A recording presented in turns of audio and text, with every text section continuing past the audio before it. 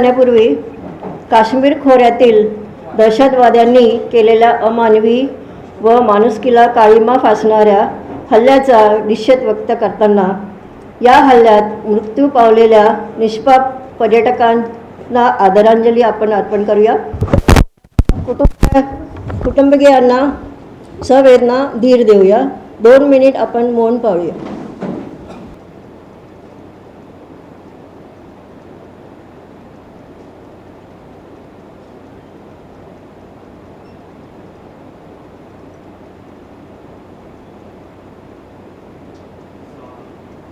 साधू साधू साधू। यानंतर आपण मुख्य कार्यक्रमाकडे वळूया। वाचनाने होईल। प्रास्ताविकेचे वाचन Digambar Gondane, senior manager, retire, Punjab national bank हे करतील। सर्वांनी उभे राहावे। उजवा हात आपला समोर करावा। भारताचे एक सार्वभौम, समाजवादी, धर्मनिरपेक्ष, लोकशाही गणराज्य घडवण्याचा व त्यांच्या सर्व नागरिकास सामाजिक, आर्थिक व राजनैतिक न्याय, विचार, अभिव्यक्ती, विश्वास, श्रद्धा व उपासना यांचे स्वातंत्र्य, दर्जाची व संधीची समानता निश्चितपणे प्राप्त करून देण्याचा आणि त्या सर्वांमध्ये व्यक्तीची प्रतिष्ठा व राष्ट्राची एकता आणि एकात्मता यांचे आश्वासन देणारी बंधुता प्रवर्धित करण्याचा संकल्पपूर्वक निर्धार करून आमच्या संविधान सभेत आज दिनांक 26 नोव्हेंबर 1949 रोजी ह्याद्वारे हे संविधान अंगीकृत व अधिनियमित करून स्वतःप्रत अर्पण करीत आहोत। जय संविधान। कार्यक्रमाचे अध्यक्ष माननीय पद्मश्री डॉक्टर चंद्रशेखर मेश्राम सर यांचे स्वागत करण्यासाठी मी कल्पना कांबळे, अलका निरंजन आणि मी स्वतः रेखा खोब्रागडे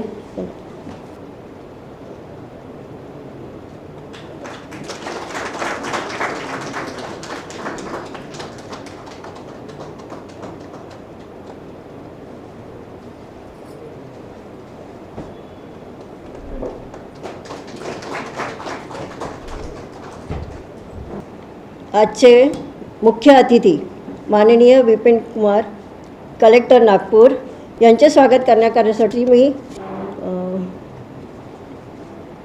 दीपक निरंजन आणि दिगंबर गोंडाने यांना आमंत्रित करते।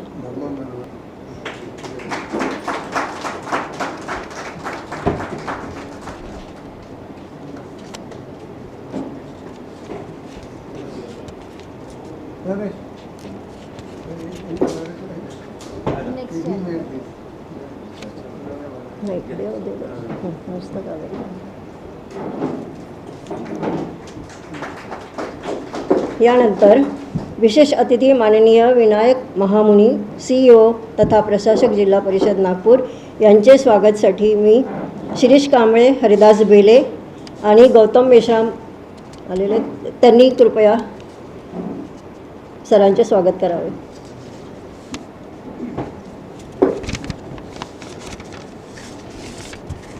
तुम्ही बोलणार आहे ना?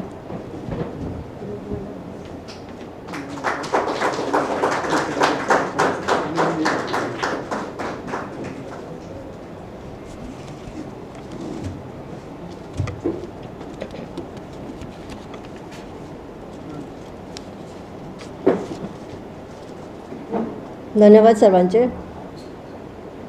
आता आपण मुख्य कार्यक्रम EZ खोब्रागडे यांचे लिखित आपले संविधान या पुस्तकाचे प्रकाशन माननीय जिल्हाधिकारी डॉक्टर विपिन यांच्या हस्ते करण्यात येत आहे। मी त्यांना विनंती करते की त्यांनी पुस्तकाचे प्रकाशन करावे।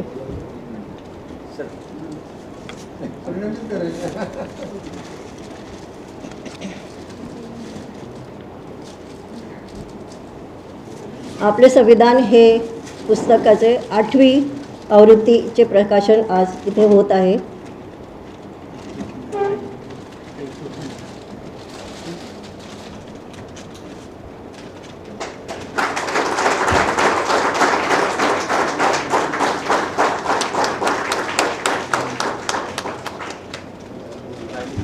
आपले जिल्हाधिकारी डॉक्टर बिपिन यांना घाई असल्यामुळे आपण परीक्षाच आहे बापरे त्यामुळे मी त्यांना प्रथम त्यांचे मत इथे आपल्यासमोर मांडण्यासाठी पाचारण करते.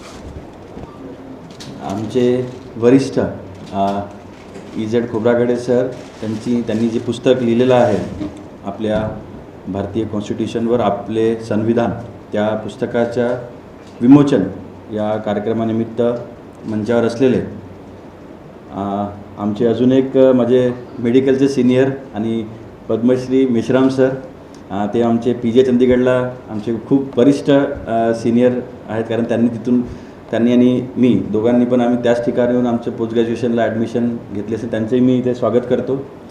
माझे ज्युनियर कलिग आणि आपल्या जिल्हा परिषदेचे मुख्य कार्यकारी अधिकारी महामुनीजी, सगळ्यांचं मी या कार्यक्रमाला सरांच्या वतीने स्वागत करतो आणि सरांनाही धन्यवाद करतो की आपण आपल्या पुस्तकाच्या विमोचनाला आम्हाला इथं आमंत्रित केलं, म्हणून आपलं पण मी धन्यवाद करतो आणि दिलगिरी व्यक्त करतो की प्रोटोकॉल अध्यक्ष भाषणापहिले मी बोलतो, कारण मला आज एक छोटीशी परीक्षा असल्यामुळे मला तिथे टाईमवर जायचं असल्यामुळे सर्वप्रथम तर खोब्रागडे सरांना या पुस्तक लिहिण्याबद्दल मी मनपूर्वक त्यांचं अभिनंदन करतो, कारण या कॉन्स्टिट्यूशनमुळे जे आम्ही आज इथे बसलो आहोत सगळे, मग ते ब्युरोक्रॅट्स असो, डॉक्टर असो, सगळे जे अधिकार आणि आम्हाला जे आम्ही आयस झालो आहे त्या कॉन्स्टिट्यूशनमुळेच झालो. जे कॉन्स्टिट्यूशनमध्ये आपल्याला राईट्स आपल्याला मिळाल्या त्यामुळे आम्ही सर्व या पदापर्यंत आम्ही पोहोचलेलो आहे. आणि सरांनी एक दुसरा पण विषय ठेवला आहे की संविधान जागरूकतेची आवश्यकता. सर, मी सांगू इच्छितो की महाराष्ट्र शासनसुद्धा याच्यावर खूप काम करत आहे आणि आता शासनाने एक योजना काढली आहे की घर घर संविधान, जेणेकरून आणि मागच्या काही दिवसांपूर्वी CM सरांनी आणि आपल्या जिल्ह्याचे पालकमंत्री महोदय त्यांनी पण एक आपल्या जिल्ह्यामध्ये आपण तो प्रोग्राम लॉन्च केला की जे सगळे 10 लाख कुटुंब आपल्या नागपूर शहरामध्ये, नागपूर ग्रामीणमध्ये सगळे मिळून जे 10 लाख कुटुंब आहेत त्यांच्या घरोघरी आम्ही संविधानाचं जो प्रिॲम्बल आहे, प्रास्ताविका आहे, ती सगळ्यांच्या घरी आम्ही फ्रेम करून सगळ्यांना देऊ, जेणेकरून तुम्हाला रोज ते बघून आपल्या नागरिकांना जनरली सर आता आम्ही जे काय बघतो सगळे लोक आपल्या राईट्सच्या प्रती जागरूक झालेले आहे, परंतु कुठेतरी आपल्या ड्युटीज, कारण संविधान हे फंडामेंटल राईटच्या बाबतीतही बोलतो आणि ड्युटीजच्या बाबतीतही आपण त्याच्यामध्ये बोलतो. त्याच्यामध्ये ड्युटीज आपल्याला आखून दिलेल्या आहे संविधानामध्ये, त्याचं पण आपण अंमलबजावणी करायची अत्यंत आता सोसायटीमध्ये गरज आहे. आणि आपल्या संविधानाबाबत सांगायचं म्हटलं तर सगळ्यात उत्तम म्हणजे आपण जर गुगलवर टाकलं की characteristic of and fundamental of our Indian constitution, तर सगळं आपल्याला लेख मिळेल की काय काय किती अमेंडमेंट झाल्या आहे, किती आपल्याकडे त्याच्यामध्ये आर्टिकल्स आहेत, काय राईट्स दिलेले आहे, शासनाचे काय कर्तव्य आहे, इंडिपेंडेंट ज्युडिशरी आहे, सगळं काही त्याच्यामध्ये दिलं. आणि सरांचं हे पुस्तक मी काल सरांनी एक त्याचं रफ कॉपी आम्हाला हे दिली होती की विपीने पढव, तर ते आम्ही थोडं वाचत, त्याच्यामध्ये सगळं काही सरांनी सारांशमध्ये या पुस्तकांमध्ये दिलं आणि कुठेतरी संविधानाचं जागरूकता सोसायटीमध्ये होण्याची काय गरज आहे हे या पुस्तकाच्या माध्यमातून सरांनी सांगण्याचा प्रयत्न केलेला आहे. मी सर याचं सेकंड एडिशन आपण थर्ड एडिशन काढावं, हे झाल्यावर त्याची पण आपल्याला मी विनंती करील. आणि सगळ्यांनी इथे जे प्रेक्षक आज या लॉन्च सेरेमनीला आलेले आहे आणि आपल्या घरात असलेले आपले जर मुलं ग्रॅज्युएट झालेले 12वी फर्स्ट इयरमध्ये, त्यांना पण हे पुस्तकाने कॉन्स्टिट्यूशनच्या बाबतीमध्ये वाचायला तुम्ही विनंती करा, त्यांना मोटिवेट करा, एवढंच मी सांगतो. आणि अजून एकदा सरांना मनपूर्वक अभिनंदन करतो या पुस्तकाचं विमोचन केल्याबद्दल आणि आम्हाला या सगळ्यांना या ठिकाणी या मंचावर आपण या कार्यक्रमासाठी बोललो त्याबद्दल आपले आणि आपल्या इजेड फाउंडेशनच्या मी मनपूर्वक सर धन्यवाद करतो. थँक्यू. धन्यवाद सर. आपण अतिशय गडबडीच्या वेळ काढून परीक्षा असतानासुद्धा कार्यक्रमाला आपण हजेरी लावली, इथे आपलं मनोगत व्यक्त केलं, त्याबद्दल आपले खूप खूप धन्यवाद. आताच इथे पुस्तकाचे प्रकाशन संपन्न झाले आहे. पुस्तक आपले संविधान सवलतीच्या किमतीमध्ये 100 रुपयाला आणि प्रशासनात आंबेडकरवाद हे सवलतीच्या किमतीमध्ये 150 रुपयाला आहे. आपण विकत घेऊ शकता. कार्यक्रम पुढे नेऊया. आपले संविधान या पुस्तकाबाबत, संविधान फाउंडेशनच्या बाबत आणि संविधान जागरणाच्या उपक्रमाबाबत बोलण्यासाठी मी इथे माननीय इजेड खोब्रागडे यांना आमंत्रित करते. संविधानाचे शिल्पकार डॉक्टर बाबासाहेब आंबेडकर यांना अभिवादन करतो. आजचं हे पुस्तक आहे त्याची 8वी आवृत्ती आहे. पहिली आवृत्ती आम्ही 2017ला काढली आणि आज या 8व्या आवृत्तीचं प्रकाशन करण्याचा उद्देश एवढाच होता की हे संविधानाचं 75वं वर्ष आहे आणि म्हणून ही एक आवृत्ती आम्ही काढली. आणि कलेक्टर साहेब, CO साहेब आणि आम्ही म्युन्सिपल कमिशनर यांना पण रिक्वेस्ट केली होती, पण ते आउट ऑफ स्टेशन त्यांनी सांगितलं. NITचे चेअरमन संजय मीना सर ते पण मुंबईला जातो म्हणाले. एकूणच ब्युरोक्रॅट, सिव्हिल सर्वंट्स च्या सोबत आपण या विषयावर चर्चा करावी हा उद्देश होता. आणि डॉक्टर चंद्रशेखर मेश्राम सर यांना खूप अनेकदा कार्यक्रमासाठी मी कॉन्टॅक्ट केला, पण ते कधी परदेशात तर कधी कुठे, त्यामुळे आणि यावेळेस मग मला जरा वाटलंच की नाही आपण त्यांना पकडलं पाहिजे आणि ते आले. कलेक्टर साहेब आले, डॉक्टर विपिन, विनायक महामुनी, CO साहेब आहेत, चंद्रशेखर मेश्राम सर आहेत, आमचे मित्र शिवरकर सर आहेत की जे प्रिन्सिपल डिस्ट्रिक्ट जज म्हणून रिटायर झाले. MRTला आम्ही एकत्र होतो. जयराम खोब्रागडे सर आहे, आमचे बनकर सर आहे, कडू सर आहे, सर्व मान्यवर या ठिकाणी आहे. वंदना आहे आणि ती प्रिया पाटील पण परदेशातून आलेले आहेत. याच्यापूर्वी आम्हाला भेटले. अनेक चळवळीतले लोक आहेत, तरुण आहेत. मी सगळ्यांचं आणि संविधान फाउंडेशनचे सगळे कार्यकर्ते या ठिकाणी आहेत. खरं म्हणजे यामागची जी भूमिका आहे पुस्तकाची, तर आम्ही तसं काही, मी काही संविधानाचा एक्सपर्ट नाही आहे, पण जेव्हा 2015ला भारत सरकारने संविधान दिवस हा देशभर साजरा करण्याचं लागू केलं, तेव्हा जे सकाळ वृत्तपत्र होतं, त्या वृत्तपत्राने एक मालिका सुरू केली होती आणि त्यांचा आग्रह, त्यावेळेचे शैलेश पांडे सर होते आणि भूपेंद्र गणवीर सर होते, प्रमोद काळभांडे.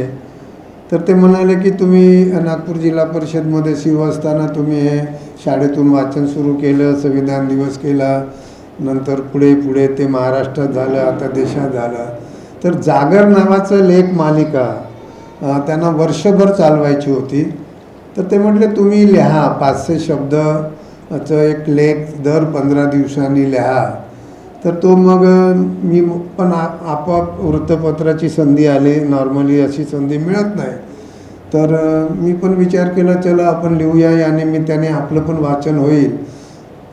तर मी ते लिहू लागलो आणि मग ते एक 24 लेख झाले त्याचे. आणि मग 24 लेख झाल्या तर सकाळ पेपरमध्ये आमचे हायकोर्टचे रिटायर्ड जस्टिस किशोर रोही सर, त्याचा मी या पुस्तकात उल्लेख पण केला भूमिकेत. तर ते जेव्हा वाचत होते प्रत्येक लेख सकाळमध्ये, तर ते मला आवर्जून फोन करून सांगायचे की हो मराठीमध्ये लिहिलेलं आहे, खूप छान आहे.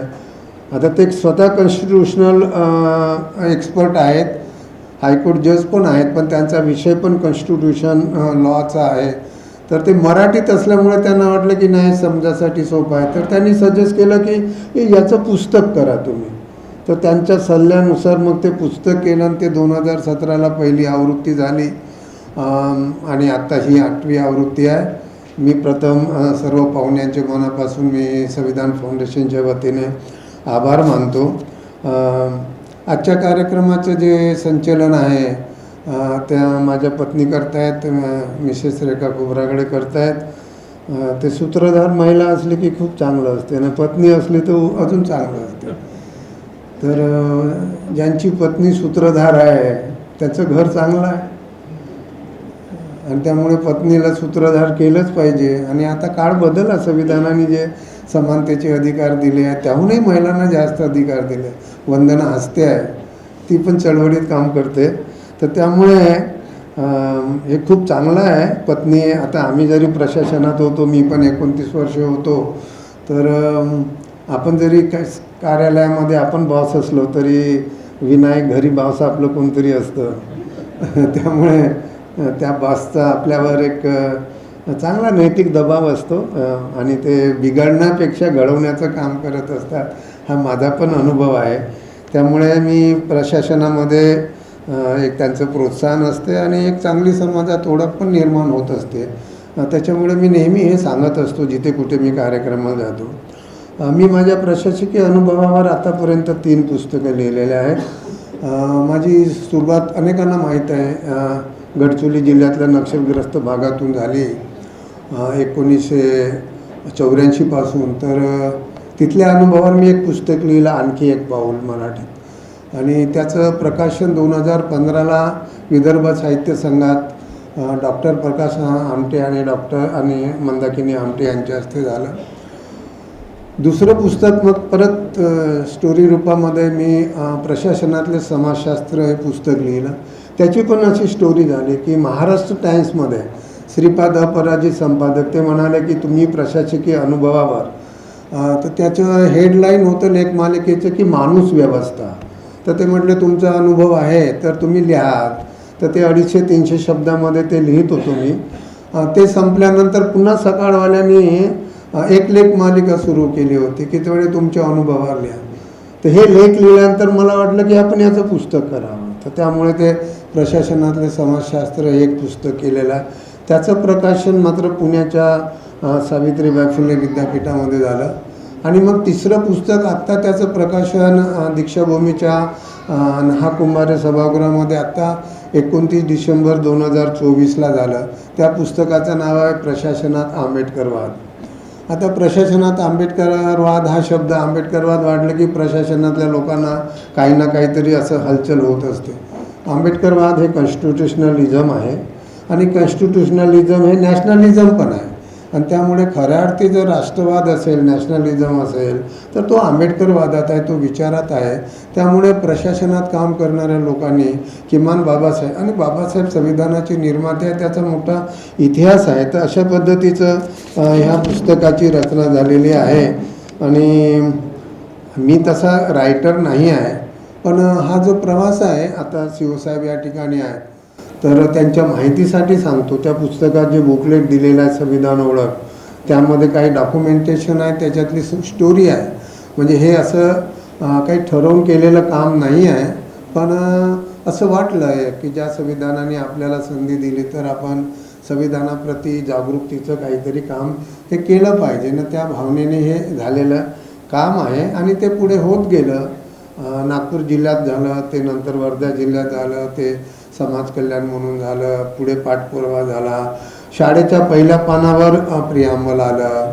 महाराष्ट्र शासनाने 2008मध्ये संविधान दिवस घोषित केला, तो पहिला 2005 नागपूरमध्ये झाला. मग भारत सरकारने 2015मध्ये घोषित केला. त्याचं एक पुस्तक पण आहे. भारत सरकारने जेव्हा केला तर हे संविधान दिवस 2015चा ते प्रधानमंत्रीचं भाषण आहे. आता हे अनेकांना माहीत नसेल, ते प्रधानमंत्रीने जे दिलेलं भाषण आहे ते 27 डिसेंबर 2015ला त्यांनी लोकसभेत भाषण दिलं आणि 1 डिसेंबर 2015ला राज्यसभेत भाषण दिलं. तर हे भाषण देताना त्यांनी हा उल्लेख केलेला आहे की महाराष्ट्र सरकारने 2008मध्ये संविधान दिवस सुरू केला. त्यांनी हाही उल्लेख केलेला आहे की महाराष्ट्रातल्या शाळांमधनं प्रियांबल वाचन सुरू झालं. पण आता त्यांना कोणीतरी सांगायचं विसरलं असेल की ते नागपूर जिल्ह्यात झालेलं आहे.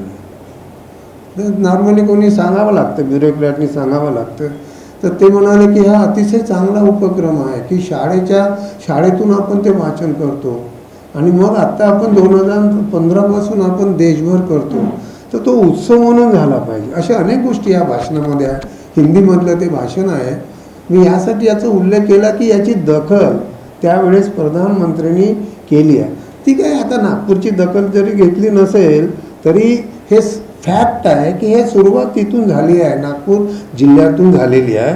ते कोणी केली हे महत्त्वाचं नाही आहे, पण हे देशाचं संविधान आपण आता शाळेच्या भिंतीतून आता म्हणजे पुस्तकात बंदिस्त होतं ते शाळेच्या भिंतीवर आणलं आणि शाळेच्या भिंतीवर आणून ते रोज प्रार्थनेत वाचायला लागलो ना. आता सगळीकडे त्याचं वाचन सुरू झालेलं आहे. तर हे असं एक चांगलं काम आपल्या नागपूरमधून झालेलं आहे. मला या ठिकाणी उल्लेख केला पाहिजे की मी त्या जिल्हा परिषदमध्ये 2005-06 16-17 महिनेच होतो मी. तर त्यामधलं एक महत्त्वाचं काम आणि अनेक गोष्टी झालेल्या आहेत. तर त्या जिल्हा परिषदबद्दल मला पण एक आकर्षण होतं. नागपूरसारखी जिल्हा परिषद खूप महत्त्वाची असते. आणि आत्ता जे तुम्ही मुख्यमंत्री यांनी जो 100 दिवसाचा कार्यक्रम केला, तुम्ही वृत्तपत्रामध्ये वाचलं असेल की या 100 दिवसाच्या कार्यक्रमामध्ये नागपूर जिल्हा परिषदला दुसऱ्या क्रमांकाचं 5 जिल्हा परिषदेमध्ये नागपूर जिल्हा परिषद ही दुसऱ्या क्रमांकावर त्यांनी परफॉर्मन्स आहे. आणि त्याचं क्रेडिट विनायक महामुनी जे CO साहेब आहेत त्यांना आहे, जिल्हाधिकारी यांना आहे. 100 दिवसाच्या कार्यक्रमातच जिल्हाधिकाऱ्यांचं योगदान आहे. एवढंच नाही तर राजीव गांधी प्रशासकीय गतिमानता प्रगती ही योजना तेव्हाही होती. आम्ही CO कलेक्टर असताना पण होती ती योजना. आणि खरं सांगतो मी हे संविधानाचा जो इनोव्हेटिव्ह कार्यक्रम आहे, वर्धा कलेक्टर असताना मी पण GADकडे प्रस्ताव दिला होता. तर ते GADने ते प्रस्ताव वाचून ते म्हणाले की आम्ही हे कमिटी पुढे ठेवतो, पण ते काही त्यांनी मान्य केलं नाही. पण ते कमिटीने मान्य केला नसला तरी शेवटी राज्याचे मुख्यमंत्री त्यावेळचे विलासराव देशमुख आणि मग देशाचे प्रधानमंत्री नरेंद्र मोदी यांनी मात्र संविधान जागृती आवश्यक आहे आणि ती आता आपल्याला करावं लागेल. वेगवेगळ्या माध्यमातून शाळा, कॉलेजेस, विद्यापीठ, शासकीय कार्यालयात आणि ते आदेश काढून ते होत आहे. त्यामुळे संविधान समजून घेणं हे खूप महत्त्वाचं आहे. आणि त्याचे जे कॅम्पेन चालतात, आता तर खूप कॅम्पेन चालतात. यापूर्वी असं होत नव्हतं. एका लिमिटेड क्षेत्रात संविधानाची चर्चा होत नव्हती असं नाही आहे. ज्युडिशरीच्या क्षेत्रामध्ये होत होती किंवा पॉलिटिकल सायन्स आहे सेमिनार होत होती. पण शाळेतून प्रिॲम्बल वाचणं आणि भिंतीत दिसणं एवढंच नाही. पण आता मला CO साहेबांना पण एक रिक्वेस्ट आहे. मध्ये कुंभोजकर होते, तर मी तसं जात नाही कार्यालयामध्ये, पण एकदा मी त्यांना तिकडे गेलो आणि त्यावेळेस ते फुटाणे पण तेव्हा ॲडिशनल CO होते. ते आमचे जे मित्र आहेत. तर मी त्यांना CO साहेबांनी हेच म्हटलं की आपण 2005 पासून शाळेच्या भिंतीवर प्रिॲम्बल लिहून सारखं रोज मुलं वाचतात, शिक्षकही वाचतात. तर याचं आकलन शिक्षकांना किती झालं?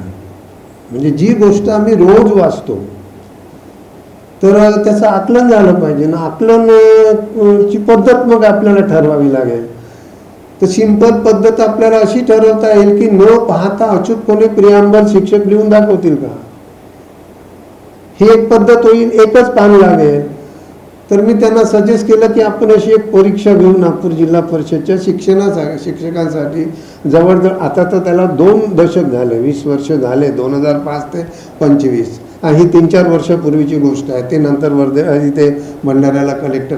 So he was very happy की ते म्हटले करू. त्यांनी ते कुंभार मॅडम होत्या शिक्षणाधिकारी, त्यांना सांगितलं ही परीक्षा आपण घेऊया, शिक्षकांचं एनरोलमेंट करू. संविधान फाउंडेशन आणते, त्यांची बदली झाली, विषय थांबला. मी पण काही पाठीमागे लागलो नाही. मला असं वाटलं की शिक्षक त्याच्यामध्ये इंटरेस्टेड नसतात परीक्षा देण्यामध्ये. आणि जिथं इंटरेस्ट नाही तिथे जबरदस्ती करून काही गोष्टी करू नये.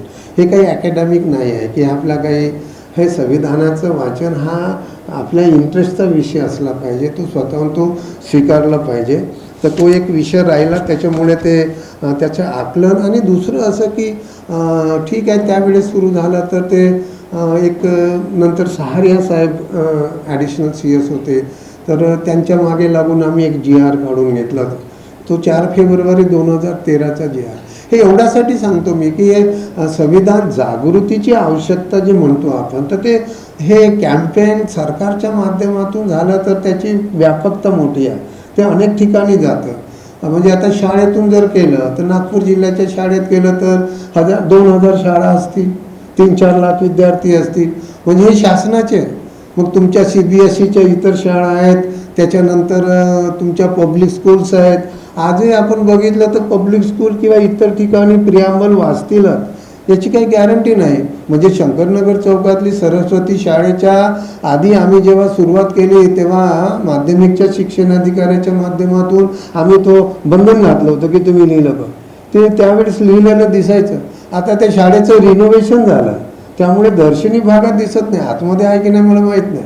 तर हे असं एक कॅम्पेन आता 75 वर्ष संविधानाचे झाले, तर किमान आपल्याला त्याचं उजळणी करता येईल की सगळ्या शाळांमध्ये का नाही. आणि आता तर मग देशाचे प्रधानमंत्र्यांनी घोषणा केली. एवढंच नाही तर आत्ता जसं ते डॉक्टर विपिन सर सांगत होते, मी देवेंद्र फडणवीस साहेबांना सप्टेंबर 2024मध्ये भेटलो होतो. आम्ही 2022 पासून सारखं भारत सरकारकडे आणि भारत सरकारच्या कल्चरल विभागाकडे, म्हणजे फॉर्च्युनेटली माझे जावई पण तिथे डायरेक्टर IRS आहेत, पण he was on deputation director cultural डिपार्टमेंटमध्ये. तर त्यांचे सेक्रेटरी मिनिस्टर यांना मी पण पत्रव्यवहार सुरू केला होता आणि ती प्रोसेस झाली. आणि मग महाराष्ट्र सरकारकडे पण आम्ही मुख्यमंत्री, उपमुख्यमंत्री, मुख्य सचिव वगैरे बोलत राहणं आपलं काम आहे, लिहित राहणं. तर ते आम्ही प्रशासनाचं जे शिकलो नाही पाठपुरावा करत राहिला. जसं आता 100 दिवसाच्या कार्यक्रमाचे रिझल्ट खूप चांगले आहेत, म्हणजे लोकांचे प्रश्न सुटले पाहिजे. तर आता आम्ही मुख्यमंत्र्याला या कार्यक्रमाच्या माध्यमातून असंही सजेस्ट करू शकतो की घर संविधानाच्या पण साठी तुम्ही 100 दिवसाचा कार्यक्रम आणि स्पर्धा ठेवा. महाराष्ट्रातले कोण कलेक्टर, कोण शिवो, कोण पोलीस कमिशनर, कोण डिव्हिजनल कमिशनर, मंत्रालयातलं कोणतं विभाग, आणि घर संविधान म्हणजे नुसतं संविधान प्रियांबल वाचन किंवा संविधानाचे हक्क सांगण्याकरता एवढ्यापर्यंत मर्यादित नाही. तर याला लिंकअप करा तुम्ही, योजना, महत्त्वाच्या योजना लिंकअप करा. किंवा मग हे शोषित वंचिताच्या वस्त्यांमध्ये, किंवा मग स्कॉलरशिपची योजना असेल, गरिबांसाठी योजना असेल, वस्तीमध्ये सेवा सुविधेच्या असेल. म्हणजे हे संविधान जागरूकता करणं म्हणजे नुसते कलम सांगणं नाही आहे. कलमाचा जो आधार आहे, कलम काय सांगते ते प्रॅक्टिकलमध्ये कसं उतरवता येईल ते प्रशासनाने त्याला ते लिंकअप करणे आणि तो विषय घेणे. म्हणजे त्यामध्ये अशा करता येईल काही गोष्टी जोडून की नाही आम्हाला या वर्षामध्ये आपण घरकुलाची योजना आपण या पद्धतीने शोषित वंचितासाठी करूया. जसं आता कलेक्टर साहेब म्हणाले की प्रियांबल आम्ही घरोघरी वाटू. आता सरकारने तो एक आदेश पण काढलेला आहे बरं प्लॅनिंग डिपार्टमेंटने, की तुमच्या माहितीसाठी सांगतो की जे डिस्ट्रिक्टचं बजेट आहे त्या बजेटच्या 5% निधी हा घर संविधानाचं प्रियांबल पोहोचवण्यासाठी केलेला आहे. 5% म्हणजे मोठा अमाऊंट होतो. म्हणजे आता नागपूर जिल्ह्याचा प्लॅन साईज समजा 400-500 कोटीचा असेल, आय डोंट नो ॲक्च्युली, तर त्याच्या 5% पैसा म्हणजे 2 वर्षाचा 24-25, 25-26 या 2 वर्ष असे आदेश काढले. आता ते प्रियांबल नुसतं घरी डिस्प्ले केल्याने काही संविधानाची जागरूकता होत नाही, ते एक झालं. म्हणजे आम्ही 2005ला प्रियांबल डिस्प्ले केलं आणि पोरं म्हणायला लागले, पण आम्ही भारताचे लोक याचा अर्थ समजला का मुलांना? सार्वभौमचा अर्थ समजला का? लोकशाहीचा अर्थ समजला का? धर्मनिरपेक्ष म्हणजे काय? समाजवाद म्हणजे काय? न्याय म्हणजे काय? समता म्हणजे काय? स्वातंत्र्य म्हणजे काय? व्यक्तीची हे प्रियांबलमधले जे शब्द आहेत ते समजले पाहिजे. तर ते समजून सांगणे त्यासाठी जसा कार्यक्रम लागतो तसं ते लिटरेचर पण लागतं. आपण जे बेरॅप पुस्तक घेतो 395 कलमाचं, ते 395 कलम वाचून काही संविधान समजत नाही. तर संविधान समजून घेण्यासाठी सोप्या सरळ भाषेमध्ये, आता इथे गौतम मेश्राम आहे गडचिरोलीहून आलेले आहे शिक्षक, त्यांनी जवळजवळ हे आपले संविधान पुस्तकं 370 पुस्तकं तो घेऊन गेला आणि तो गडचिरोली जिल्ह्यातल्या शाळांमध्ये जाऊन संविधान सांगतो आणि त्यांना सांगतो की हे पुस्तक घ्या तुम्ही आणि त्याच्यातले अर्थ समजून सांगणे. तर 1-1, 1.5 तास ते बोलवतात शाळेत. म्हणजे आजही आपल्याला शाळांमध्ये जरी हे आपण दिसलं असेल, पुस्तकाच्या पहिल्या पानावर जरी प्रियांबल आलं असेल तरी खऱ्या अर्थी आता ह्याची परीक्षा घेण्याची गरज आहे. वेगवेगळ्या पद्धती शासकीय कार्यालयामध्ये डिस्प्ले झालेला आहे. न बघता आपल्याला प्रियांबल सांगता आलं पाहिजे, अचूक लिहून दाखवता आलं पाहिजे. 395 कलमांचा सार, 22 भागाचा सार मुळातला हा एका पानात आलेला आहे, प्रियांबलमध्ये आलेला आहे. आणि म्हणून प्रियांबल खूप महत्त्वाचा आहे. तो संविधानाचा इंटिग्रल पार्ट आहे, सार आहे, संविधानाची ओळख आहे, संविधानाचा आत्मा आहे. म्हणजे प्रियांबल समजलं की संविधान समजतं. तर मग आता हे प्रियांबलवरच जोर दिला पाहिजे, ते समजून घेण्याच्या अशा अनेक गोष्टी आहेत. आणि म्हणून ते एक राही श्रुती यांनी पण संविधानावरचा मी एक इंटरव्ह्यू ऐकला होता. तर त्यांनी असं सांगितलं की संविधान म्हणजे काय, तर संविधान हा लाईट आहे, LIGHT लाईट. मला तो शब्द खूप आवडला. लाईट म्हणजे प्रकाश, प्रकाश म्हणजे आपल्या जीवनातला अंधकार दूर करतो. प्रकाश आला की अंधकार दूर होतो, म्हणजे ते संविधान दूर करतं. म्हणजे संविधानाची सोपी व्याख्या काय आहे, दर्जनों भाषा, सैकड़ों विधी, हजारों विधान आहे, जो जोडकर सबको साथ रखे वो संविधान आहे. म्हणजे माणसं जोडण्याचं काम संविधान करतं. आणि म्हणून पुढे काय सांगतात, वाचलं का पाहिजे, तो फुर्सत निकाल के पढ़ो मुझे, मैं तुम्हारी बेमिसाल उलझनों का मुकम्मल समाधान हो, मैं भारत का संविधान. म्हणजे भारताचं संविधान त्याच्यासाठी वाचायचं. लाईटमध्ये तिने काय सांगितलं, L म्हणजे काय, लव टू ऑल, सगळ्यांना प्रेम करा, संविधान प्रेम करायला सांगते बंधुभाव आहे. I म्हणजे इल्युमिनेट, ज्याला आपण आत्ता दीपभाव म्हणतो, इल्युमिनेट सेल्फ, स्वयंप्रकाशित व्हा. G म्हणजे गव्हर्न, स्वतःला गव्हर्न, स्वयंशासित पण होणे. H हार्मोनाइज, ज्याला सौंदर्य म्हणतो आपण. आणि T ट्रान्सफर, सेल्फ ट्रान्सफर आणि अदर्स ट्रान्सफॉर्मेशन, असं याला GST. असं खूप सुंदर सोप्या शब्दामध्ये लोकांनी संविधान समजून सांगण्याचं काम केलेलं आहे. तर अशा पद्धतीचं हे देशाचं संविधान आहे. आणि म्हणून आत्ता जर आपण 75 वर्षाचं, मी किरण रिजिजू जे पार्लमेंटरी अफेअर्स मिनिस्टर आहे, मी दिल्लीत असताना आय मेट हिम. आणि मी त्यांना हे पण सजेस्ट केलं होतं की 75 वर्ष आहे तर आपण पार्लमेंटमध्ये जसं आझादी का अमृत महोत्सव केला आणि घर घर तिरंगा केला, चांगलं आहे ते. म्हणजे उगीच विरोध करण्याला काही कारण नाही. काही गोष्टीला आपल्याला, काही लोकांना सवय लागलेली असते की कोणत्याही गोष्टीला विरोध करू. जे चांगलं आहे ते चांगलं आहे, आणि जे नाही चांगलं असेल तर ते का चांगलं नाही ते सांगणे आणि चांगलं करण्यासाठी प्रयत्न करणे. तर मी त्यांना भेटलो होतो त्यावेळेस. अनायसे सुलेखाताई कुंभारे पण होत्या मला भेटल्या तिथे त्या ठिकाणी.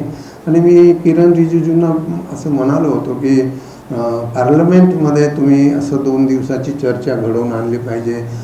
पार्लमेंटमध्ये पण प्रियांबल वाचन झालं पाहिजे. तर तुम्हाला माहीत असेल ज्यांनी बघितलं तर 26 नोव्हेंबर 2024ला महामहिम राष्ट्रपती यांनी स्वतः प्रियांबलचं वाचन केलं संसदेच्या सेंट्रल हॉलमध्ये. आणि तो सेंट्रल हॉलमध्ये खरा अर्थ तो संविधानाचं सभागृह आहे. ते म्हणजे जिथे संविधान निर्माणाची प्रक्रिया झाली तर तिथे प्रधानमंत्री होते, उपराष्ट्रपती होते, विरोधी पक्षाचे नेते होते, सगळे मंत्री खासदार. आणि स्वतः देशाच्या राष्ट्रपतींनी प्रियांबल म्हणणं की ज्याची खरं म्हणजे आपण जेव्हा कोरिलेट करतो की 2005मध्ये नागपूर जिल्ह्यात त्याचं वाचन होणार आणि 2024मध्ये संसदेच्या सेंट्रल हॉलमध्ये. म्हणजे नागपूरकरांनी खरं तर खूप स्वतःला अभिमान बाळगला पाहिजे. नागपूर जिल्ह्याने त्याचा अभिमान बाळगला पाहिजे की आम्ही हे केलं आणि आम्ही देशाला दिशा दाखवली. XYZ इम्पॉर्टंट नाही आहे माझ्या दृष्टीनं या सगळ्या प्रक्रियेमध्ये. तर ते अशा पद्धतीचं काम. आणि ते प्रियांबल झालं 2 दिवस, ते लोकसभेमध्ये 2 दिवस झालं, 13-14 आणि 15-16 हे राज्यसभेत झालं. त्याचा रेकॉर्ड आहे. जसं मी 2015चं हे पुस्तक मला मिळालं आहे त्याच्यामध्ये आहे. आणि हे 2015ला हे संविधान दिवस भारत सरकारने कसा साजरा केला याची खरी स्टोरी जर माहीत करायची असेल विनायक श्रीकर परदेशीला विचारलं पाहिजे. He was in TMO that time. आणि ते आणि मी आम्ही दोघं याच्यावर वर्क केलं होतं. पण ही जे इन्स्ट्रुमेंटल पर्सन म्हणजे त्यांनी त्याचा पॉझिटिव्ह ॲटिट्यूड जो आहे त्यांच्याकडे तो दाखवला. आणि त्यामुळे ते 2015ला कधीतरी श्रीकरला भेट झाली तर विचारा म्हणा, तुमची आठवण करत होते. तर कुणी ना कुणी या गोष्टीला मदत करणारा लागत असतो शासन व्यवस्थेमध्ये जसं असतो. म्हणजे तुमच्याकडे एखादी आयडिया असेल तर ती आयडिया जर आपण घेऊन आलो तर ती चर्चा केल्याने आपण ती पुढे घेऊ शकतो. म्हणजे जसं हे संविधानाचं आता महाराष्ट्र शासनाने 10 ऑक्टोबरला GR काढला. म्हणजे मी जे सांगत होतो सप्टेंबरला मी देवेंद्र फडणवीस साहेबांना भेटलो. मी सहजा ते भेटत नाही, दरबारात जावं लागते, पण आम्ही दरबारात जात नाही. पण ते भेटलं तेव्हा मी त्यांना सांगितलं की 2022पासून आम्ही तुमच्या पाठीमागे लागलो आहे. तुम्ही का नाही करत? संविधानाबद्दल जर तुम्ही सगळं चांगलं सांगता तर आझादीचा अमृत महोत्सव केला तर संविधानाचा अमृत महोत्सव का करत नाही? हे महत्त्वाचं आहे ना. तर ते म्हटले ठीक आहे. तुम्ही त्यांना ते पत्राची प्रत पण दिली, काही गोष्टी सांगितल्या. ते म्हटले मी करतो. त्यांनी केला. सामाजिक न्याय विभागाने 10 ऑक्टोबर 2024चा GR काढला. आता तो GR 5 पानाचा आहे. मी परवा माझ्या गावी कार्यक्रम होता, चंद्रपूर जिल्ह्यात माझं गाव आहे. तर तिथल्या सरपंचाला मी विचारलं, त्यांनी संविधानाचा कार्यक्रम केला, हा GR बघितला का, आला का तुमच्याकडे? नाही आला. म्हणजे GR जरी काढला असेल 10 ऑक्टोबर 2024ला तरी एप्रिलपर्यंत जर GR ग्रामपंचायतमध्ये पोहोचला नसेल तर घरघर संविधान होईल कसं? म्हणजे सरपंचाला पण विचारावं लागेल की GR आला का. सरपंचाची 1 दिवसाची कार्यशाळा घ्यावं लागेल. तुम्ही आम्हाला बोलवलं तर आपल्याकडे संविधान सांगणारे, समजून सांगणारे, GR वाचून घेणारे लोक आहेत. मग त्या GR मध्ये नेमकं काय आहे? तर राज्यस्तरावर मुख्य सचिवांच्या अध्यक्षतेखाली कमिटी आहे, जिल्हाधिकाऱ्यांच्या अध्यक्षतेखाली कमिटी आहे. हा सगळं मेकॅनिझम आहे. खूप चांगल्या चांगल्या गोष्टी तिथे सांगितलेल्या आहे की त्या करायच्या आणि ते फक्त याच वर्षी करायच्या असं नाही, तर ते अनेक वर्ष आता ते करत राहायचं. जसं आझादीचा अमृत महोत्सव जरी संपला असेल तरी आपण करस्पॉन्डंट लेटर, इमारतीवर ते चिन्ह आपल्याला दिसतात. भारत सरकारने त्या काही गोष्टी केलेल्या आहेत. आणि म्हणून हे असे पुरस्कार, परीक्षा आम्ही संविधान फाउंडेशनच्या माध्यमातून, विनायक सर तुमच्या माहितीसाठी, मी रिटायर झाल्यानंतर 2012ला आम्ही संविधान फाउंडेशन तयार केलं. त्या माध्यमातून पत्रव्यवहार आम्ही संविधानाची शाळा, 100 संविधानाच्या शाळेचे कार्यक्रम केले, ऑनलाईन केले. संविधान व्याख्यानमाला करतो, संविधान महोत्सव आहे, संविधान साहित्य संमेलन 2 दिवसाचं आम्ही दीक्षाभूमीच्या सभागृहामध्ये केलं. संविधान मित्र, म्हणजे अशा अनेक संकल्पना. एवढंच नाही तर संविधान जागृतीसाठी जे चांगलं काम करतात तर त्यांना आम्ही स्वतः आयडेंटिफाय करतो. आमच्या नॉलेजमध्ये जे आहेत ते असे अनेक असतील. आणि दरवर्षी आम्ही डॉक्टर भीमराव रामजी आंबेडकर संविधान सन्मान हे एक सन्मानपत्र देऊन आम्ही त्यांचा गौरव करत असतो. मग ते पत्रकारितले असेल, व्यक्ती असेल, संस्था असेल, त्याला काही फार पैसे खर्च होत नाही. आणि तुम्ही नॉमिनेशन करा हे वगैरे काही नाही. म्हणजे मला वाटतं की हा माणूस काम करतो. आम्ही 2-4 लोक आमच्या माहितीमध्ये जे आहेत तर अशा पद्धतीचं हे काम आहे ते आपल्याला करतायत. ह्या संविधानाच्या पुस्तकात 24 चॅप्टर आहेत. आणि बाबासाहेबांचे 25 नोव्हेंबर 1949चं जे भाषण आहे, ऐतिहासिक असं भाषण आहे, ते भाषण पण या पुस्तकामध्ये आम्ही दिलेलं आहे. आणि मग एक परिशिष्ट जोडलं आहे, त्याच्यामध्ये संविधान ओळख या कार्यक्रमाबद्दल आम्ही त्याच्यामध्ये माहिती दिली. तर अशा अनेक गोष्टी आपल्याला करता येईल. ते पुस्तक जर तुमच्याकडे ऑलरेडी असेल, काही लोकांनी घेतलं, त्याच्यात आता थोडंसं अपडेट केलं.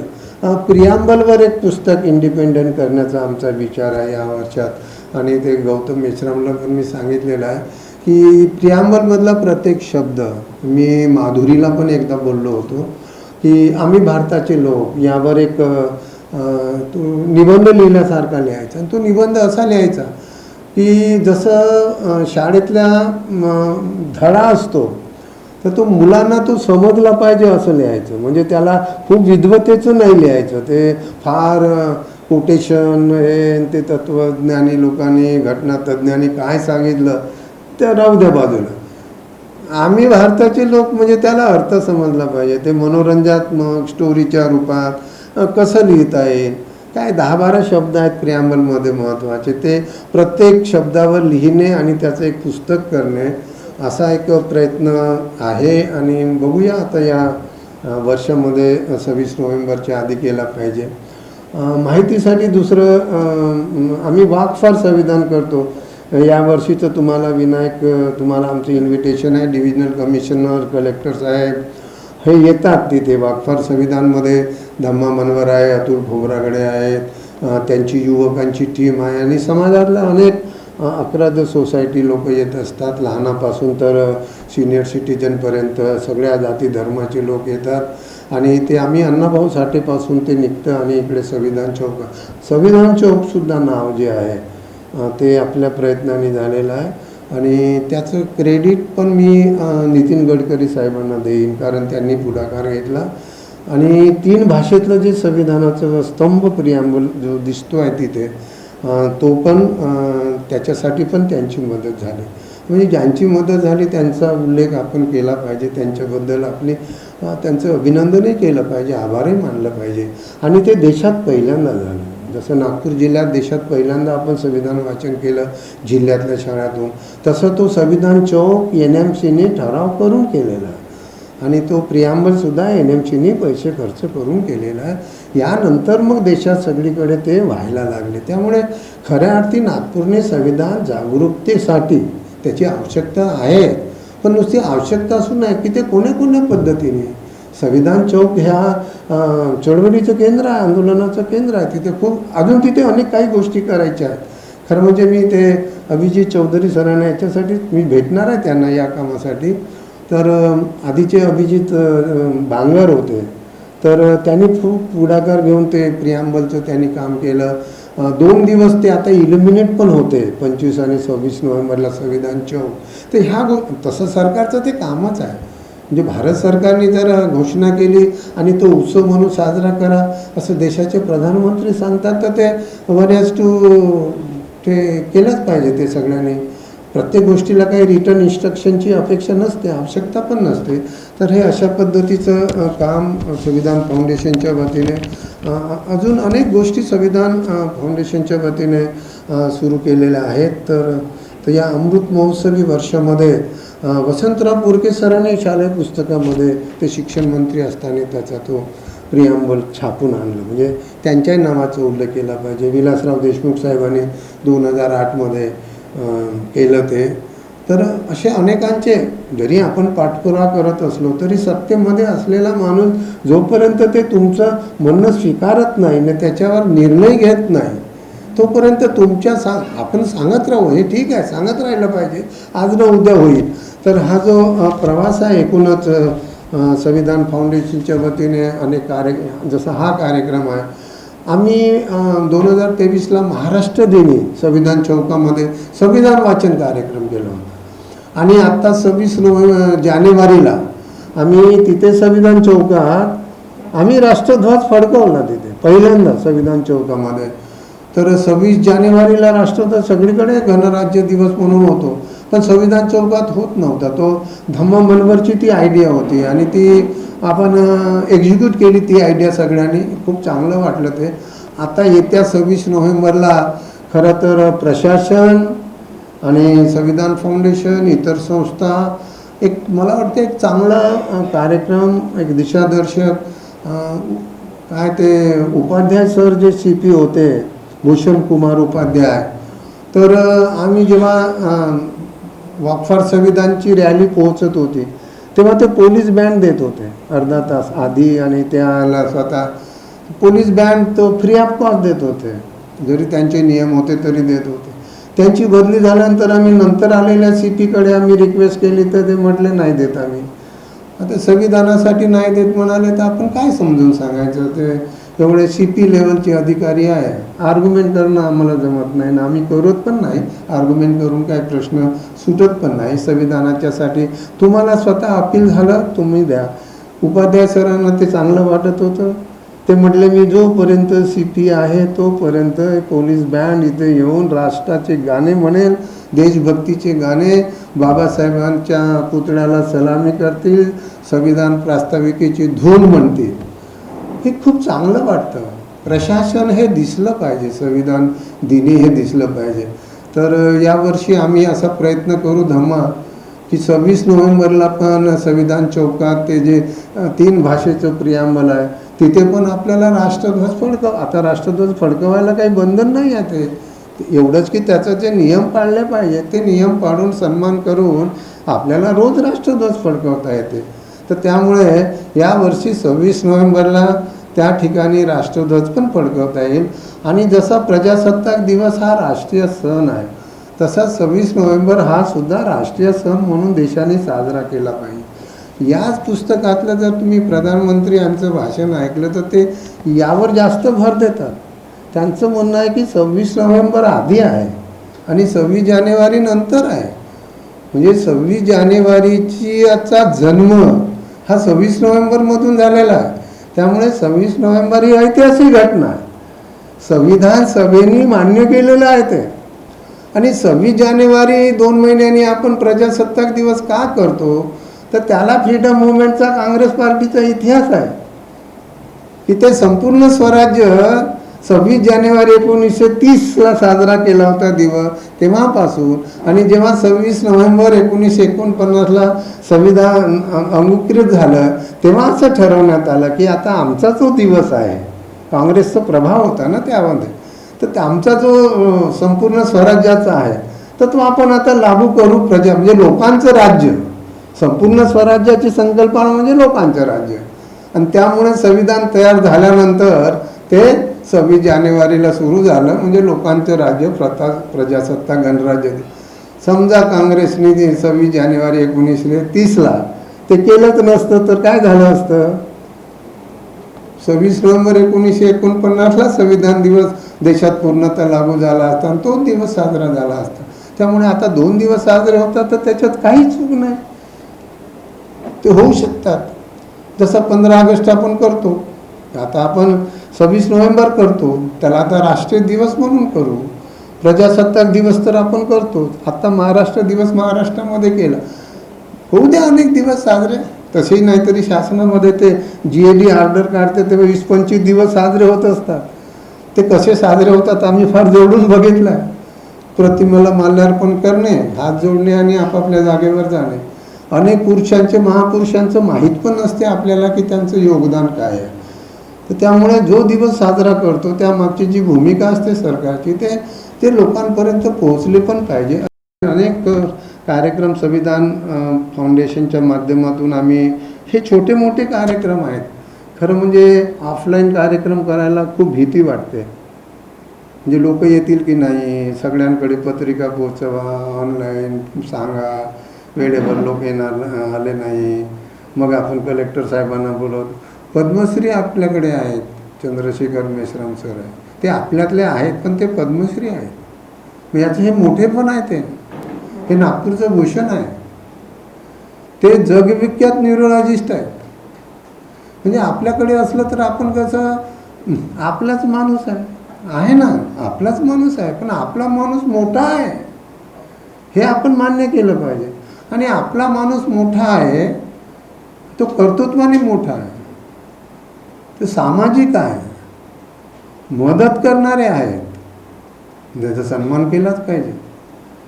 म्हणजे लहान माणसाचं जर त्यांचं कर्तृत्व मोठं असेल तर त्यांचाही सन्मान केला पाहिजे. व्यक्तीची प्रतिष्ठा हे संविधानाचं एक तत्व आहे.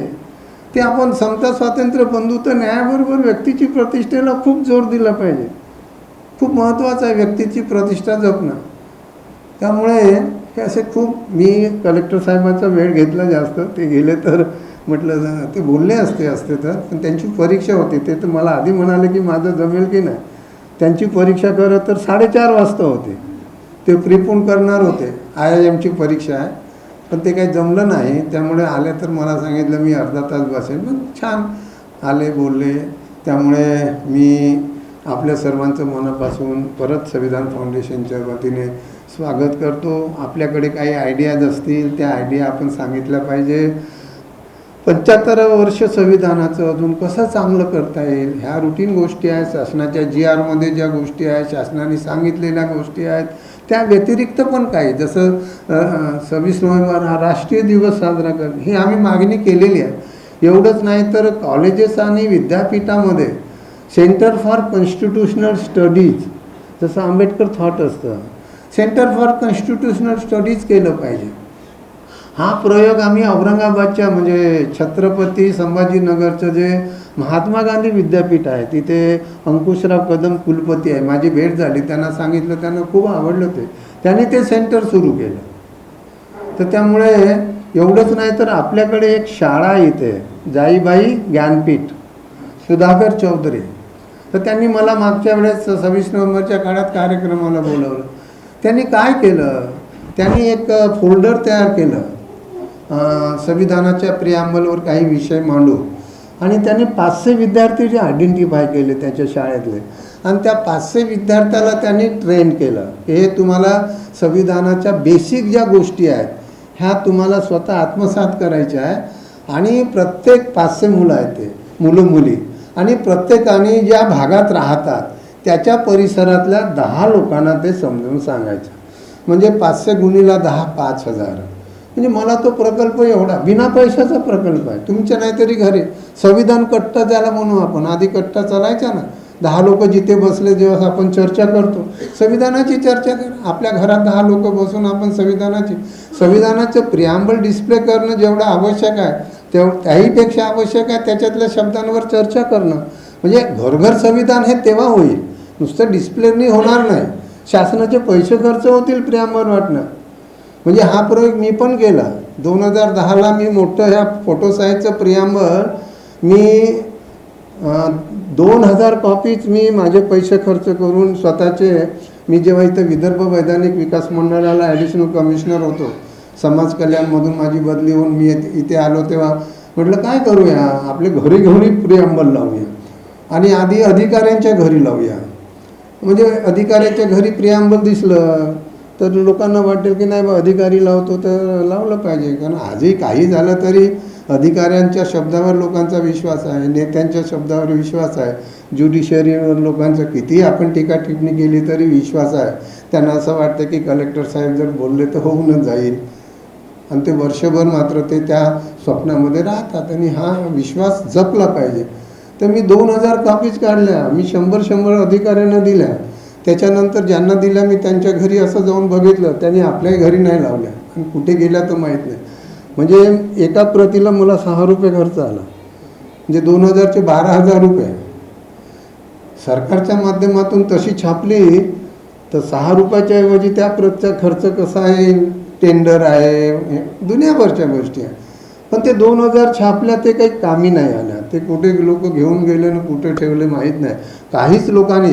मग आम्ही काय केलं की संविधानाची फ्रेम तयार करायची संविधान फाउंडेशनची, आणि काही लोकांना देणं सुरू केलं. म्हणजे हा एक प्रयोग आहे. म्हणजे संविधानाची जागरूकता करणे, त्यासाठी अनेक गोष्टी तुम्हाला छोट्या मोठ्या आपल्या आपल्या लेवलवर करता येतात, आणि ते करण्याच्या बद्दलची चर्चा हा एक म्हणून आपला हा कार्यक्रम आहे. तुम्ही मोठ्या संख्येने आलात, उन्हात आलात, आणि आमचा उत्साह नेहमीप्रमाणे तुम्ही काय म्हणू त्याला उत्साह वाढवला, मनोबल वाढवलं. आणि विशेषतः माझी पहिल्यांदाच सीओ साहेबांची भेट झाली. मी कलेक्टरशी बोलल्यानंतर मी यांचा नंबर घेतला त्यांच्याकडून, आणि तर जसं काही करता येईल आपल्याला जे आपलं काम करून, आणि त्याला डेव्हलपमेंट स्कीमशी लिंकअप करून, नॉट इन आयसोलेशन. संविधान नुसतं आयसोलेशनमध्ये नाही सांगायचं. तर फोकस आहे, पारध्यांच्या वस्त्या आहेत, भटक्या विमुक्तांच्या वस्त्या आहेत, आदिवासींच्या वस्त्या आहेत, दलितांच्या वस्त्या आहेत. यांना कसं फोकस करता येईल. आपल्या त्या 10 ऑक्टोबर 2024च्या GRमध्ये असा उल्लेख आहे. ह्या सगळ्या GR काढण्याच्यासाठी जे इनपुट असते ते इनपुट आम्ही तयार करून दिलेलं होतं, त्याच्याच आधारावर तो GR निघालेला आहे. विजय वाघमारे सर त्यावेळेस सचिव होते, तर त्यांनी ते केलेलं आहे. तर मी त्यांच्या सगळ्यांचं ज्यांनी हे GR काढण्यामध्ये पुढाकार घेतला त्यांचं संविधान फाउंडेशनच्या वतीने मी मनपूर्वक आभार व्यक्त करतो. आपल्याबद्दल मी कृतज्ञता व्यक्त करतो, आणि मी माझं जे लांबलेलं आहे ते मी या ठिकाणी थांबवतो. धन्यवाद.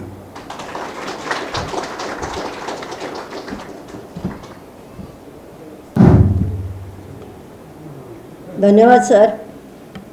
इसेड सर 2012मध्ये रिटायर झाले, आणि त्यानंतर संविधान फाउंडेशनची स्थापना झाली. संविधान फाउंडेशन संविधानाच्या जागृतीसाठी आणि त्या संविधान सगळ्या जनमानसापर्यंत पोहोचण्यासाठी त्यांची तळमळ ही तुम्ही त्यांच्या भाषणातून बघितली असेल. नागपूर जिल्हा परिषदमध्ये सुरू झालेला संविधान ओळख उपक्रम आज हा देशभर संविधानाची ओळख आणि जागृती देऊन गेला.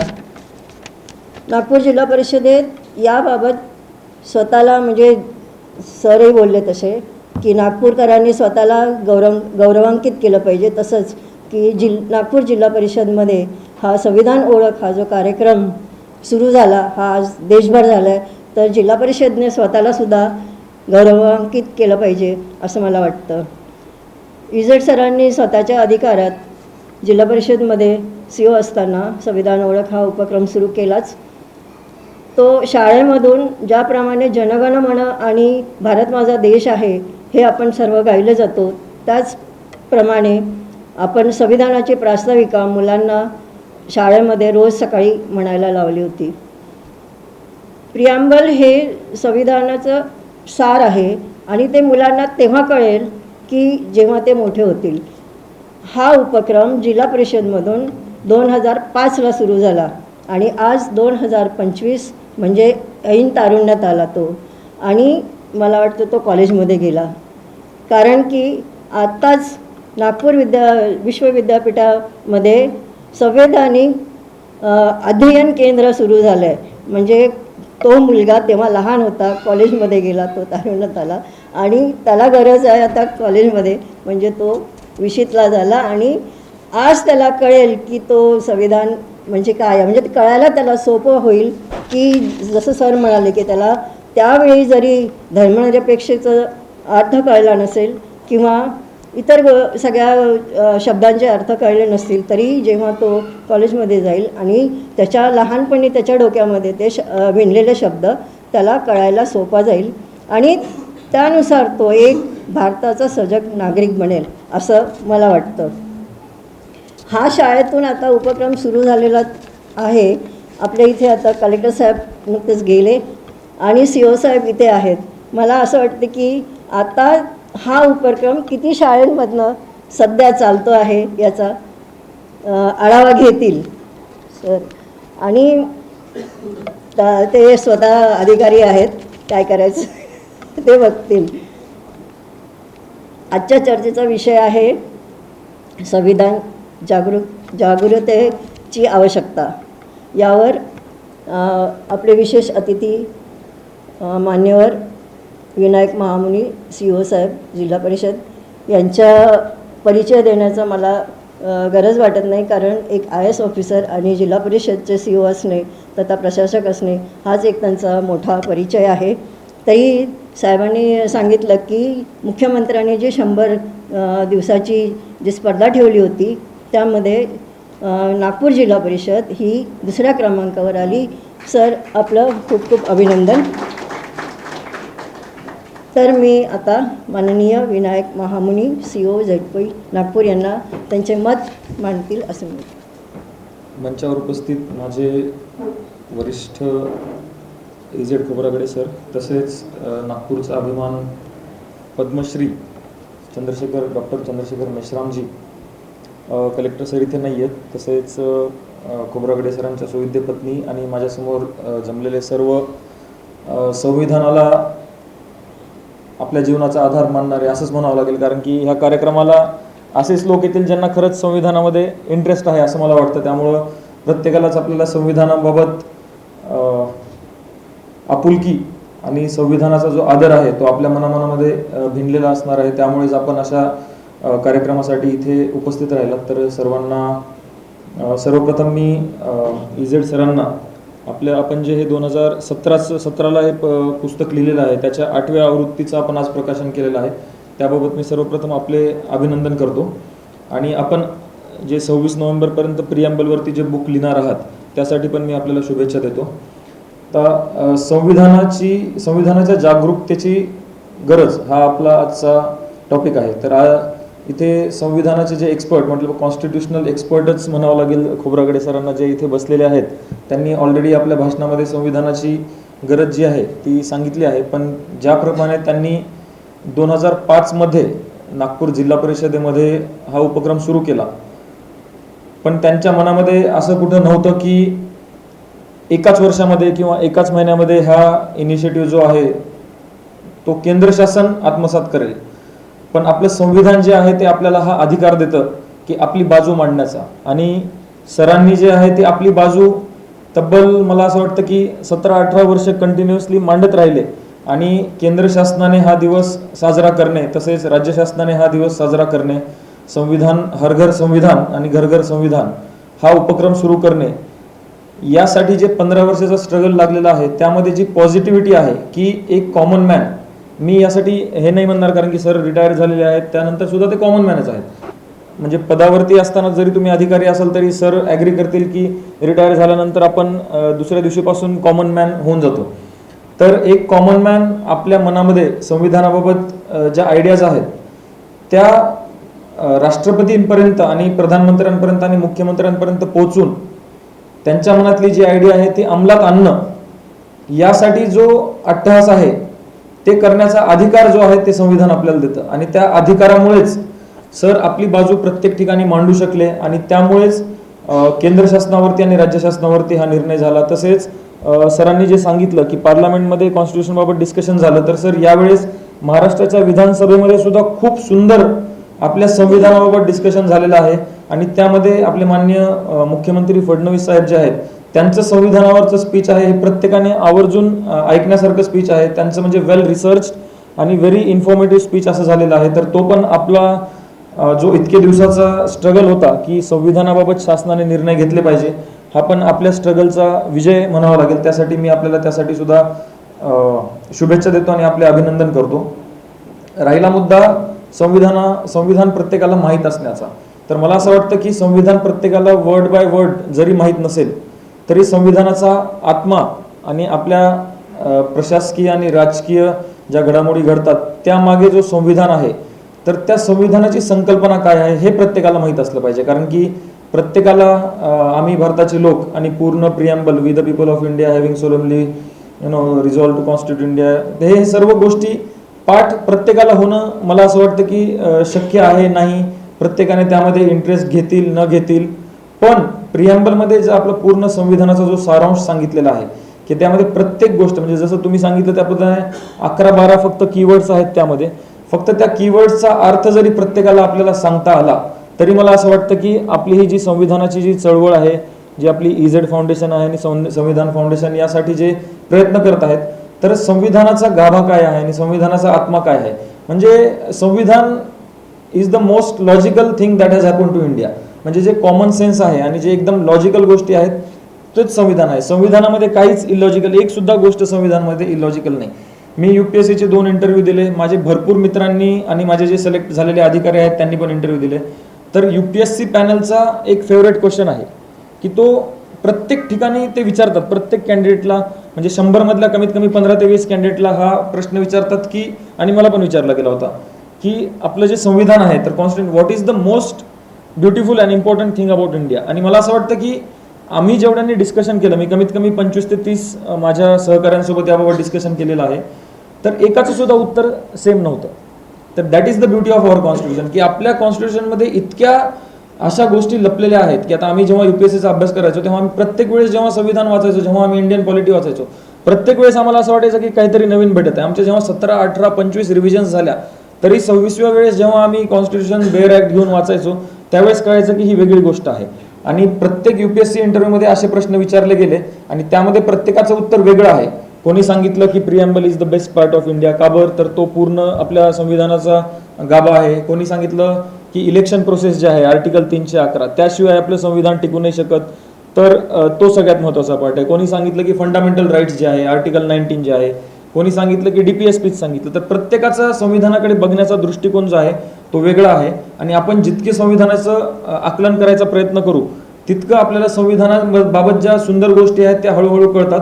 आणि माझं पण स्वतःचं उत्तर पण आपलं चेंज होत जातं की पहिल्या वाचनामध्ये आपल्याला असं वाटतं की संविधानाची सगळ्यात छान गोष्ट ही आहे, पण आपण 2-3 वेळेस वाचल्यानंतर असं वाटतं की नाही हे तर कॉमन गोष्ट आहे, कारण की संविधान कॉमन सेन्सवरती आधारलेलं आहे. तर आपले भारतरत्न महामानव जे डॉक्टर बाबासाहेब आंबेडकरांनी आपल्याला जे संविधान दिले आहे ते ॲक्च्युली जगामध्ये जितक्या लोकशाही आहेत त्या लोकशाहींमध्ये जे संविधान चालतं त्यातल्या बेस्ट ऑफ द बेस्ट गोष्टी घेऊन भारताला एक सार्वभौम बनवण्यासाठी जे लागेल त्या सर्व गोष्टी त्या संविधानामध्ये आहेत.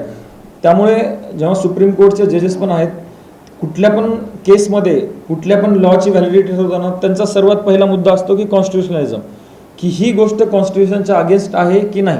तर आता आपण या आपलं जे आकलन आहे, जसं जसं आपलं वय वाढत जातं, जसं जसं आपलं शिक्षण वाढत जातं, तसं तसं आपलं आकलन पण वाढत जातं. पण शाळेतल्या विद्यार्थ्यांना काय कळायला पाहिजे, शाळेतल्या विद्यार्थ्यांना इक्वॅलिटी म्हणजे काय हे कळायला पाहिजे, इक्विटी म्हणजे काय हे कळायला पाहिजे, डिस्क्रिमिनेशन नाही करायला पाहिजे, ह्या गोष्टी कळायला पाहिजेत.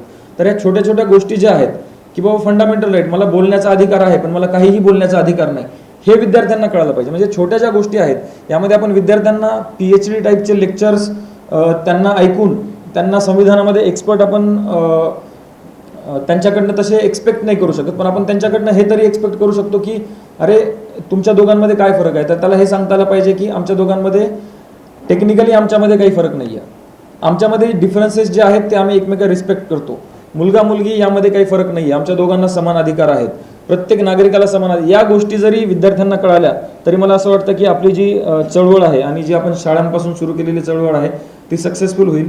मी सुद्धा जिल्हा परिषदेचा CEO म्हणून यामध्ये नक्कीच लक्ष घालून संविधानाचा प्रचार, तर आपलं हर घर संविधान सुरू होणारच आहे, त्यामध्येच आपण जे सजेशन सांगितलेले आहेत ते कशा पद्धतीने इंटिग्रेट करता येतील आणि संविधान आपण जे सांगितलं की लाईट LIGHT त्या पद्धतीने शाळेच्या विद्यार्थ्यांना सुद्धा लाईटचा अर्थ सोप्या भाषेमध्ये कसा कळेल आणि संविधानाचं महत्त्व की संविधान का गरजेचं आहे.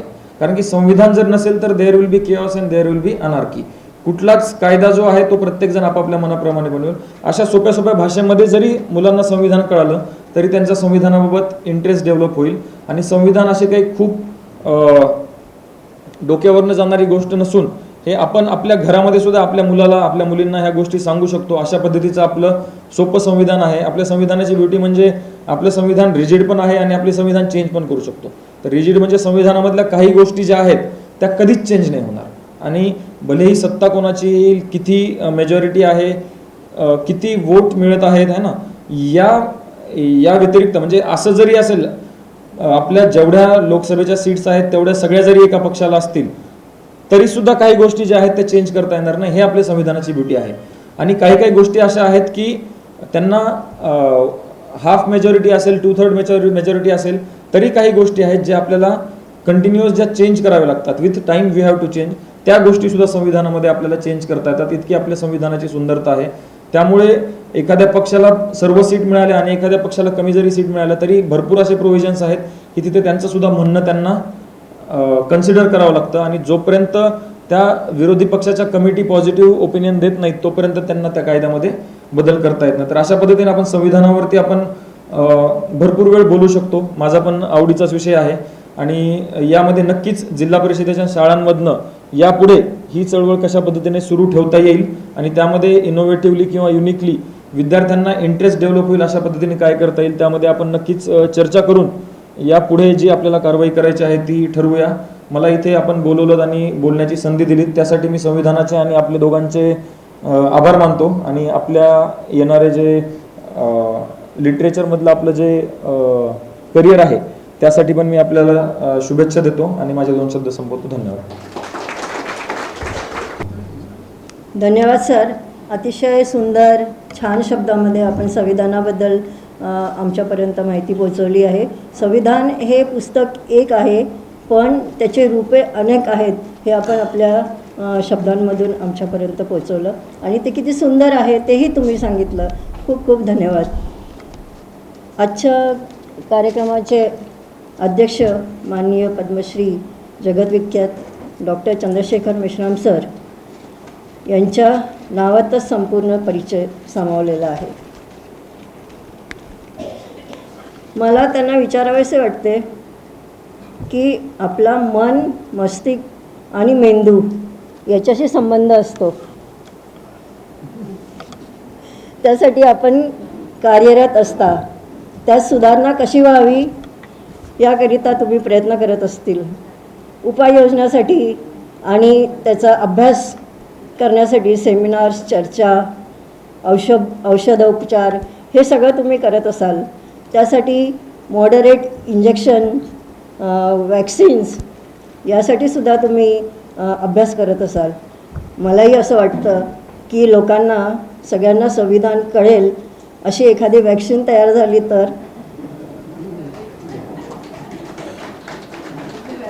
तुमच्या मेडिकेटेड वॅक्सिनचा थोडाफार तरी साईड इफेक्ट होऊ शकतो, पण संविधानाच्या वॅक्सिनचा 100% फायदाच होईल, नो साईड इफेक्ट्स.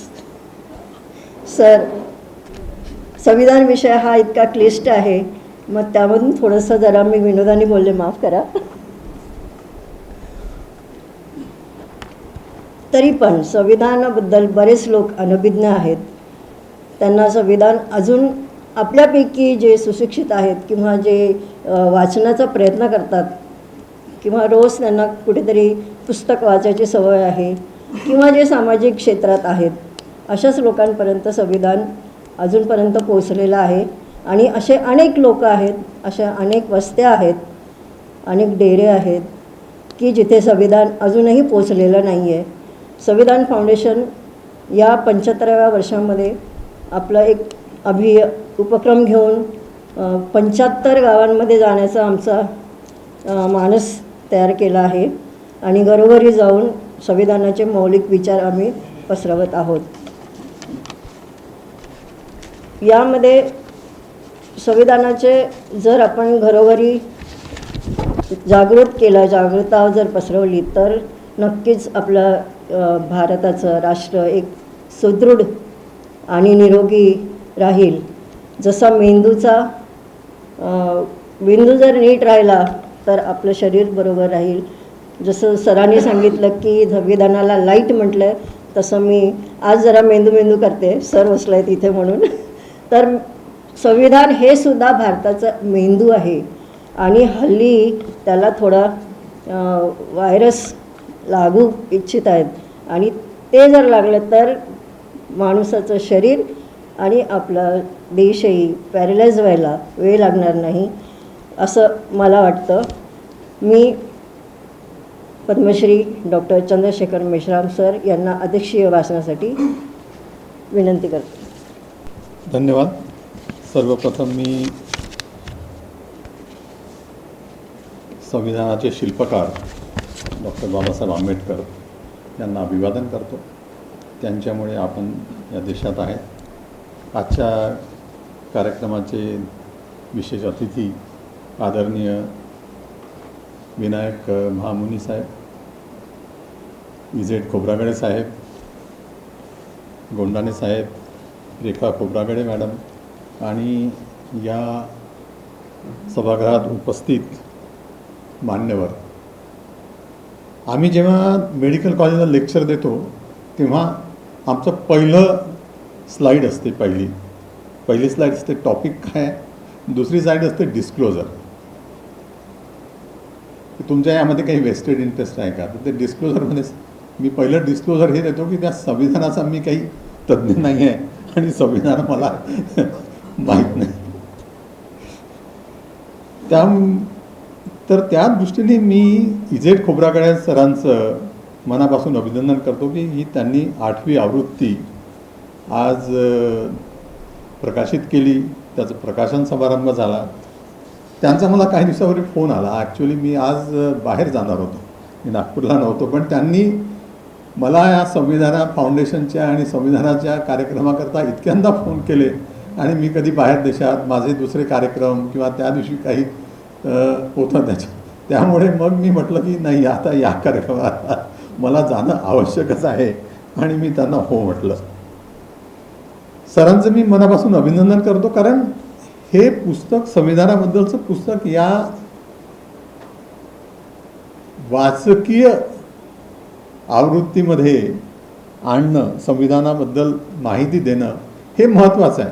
संविधानाचा एवढा मोठा ग्रंथ पाहिला की अनेक लोक म्हणतात की वाचलं, मी विचारतो तुम्ही वाचलं का, नाही तो खूपच मोठा आहे, भीती वाटते ते वाचाय, समजेल की नाही हे सुद्धा वाटतं की आपल्याला समजणार आहे की नाही.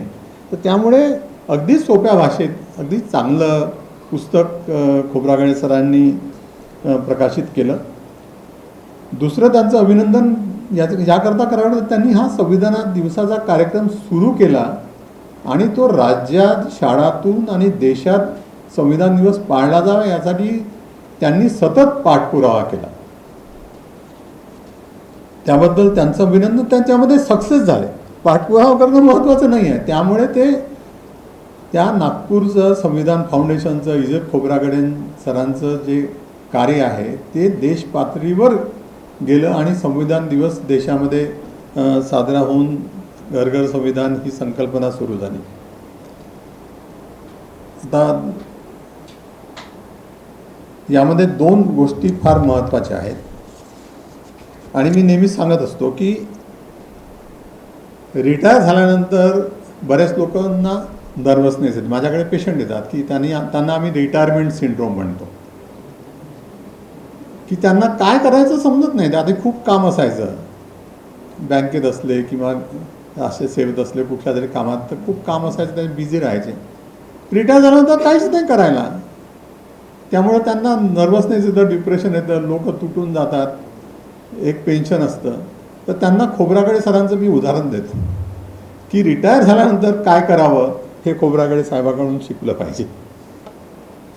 आणि कसं आपण बिझी राहायचं, पुस्तक वाचा, लोकांशी संवाद साधा, लोकांना समजावून सांगा, तर हे अतिशय महत्त्वाचं आहे.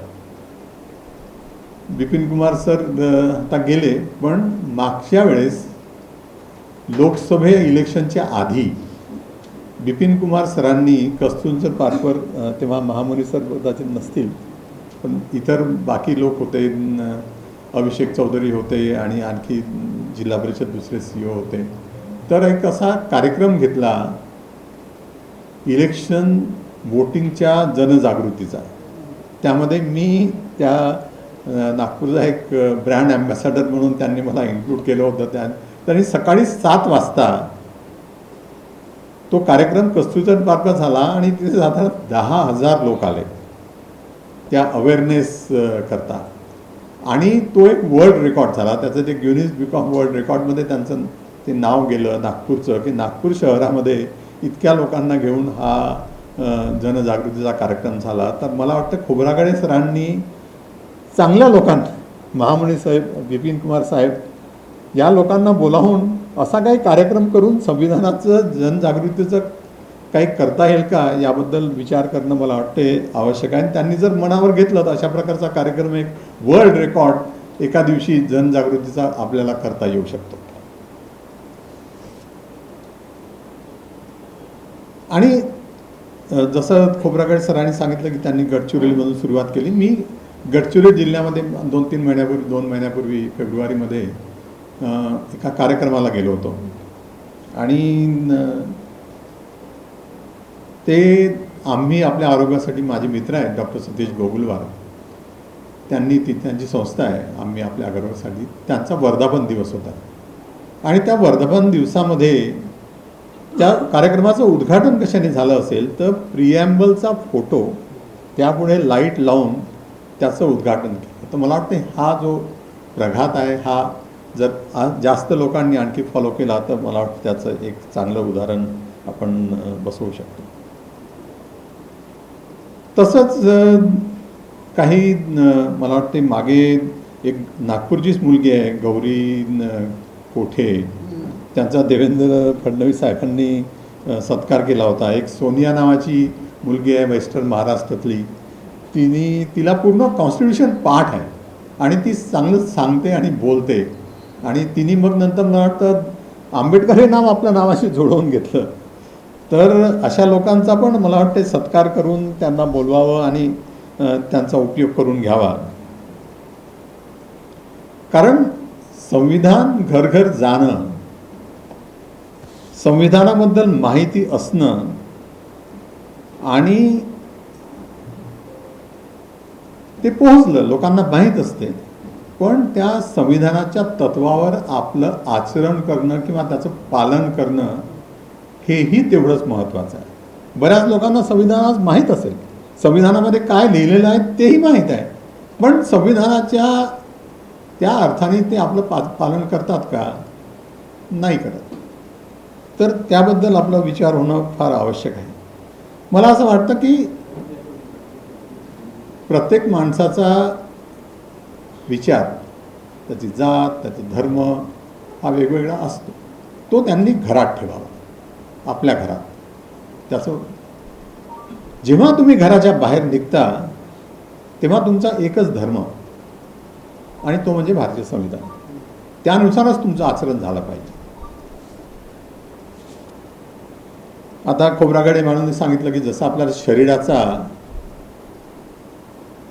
जो कंट्रोल असतो तो मेंदूवर असतो आणि मेंदू सगळं शरीराचं कंट्रोल करतो.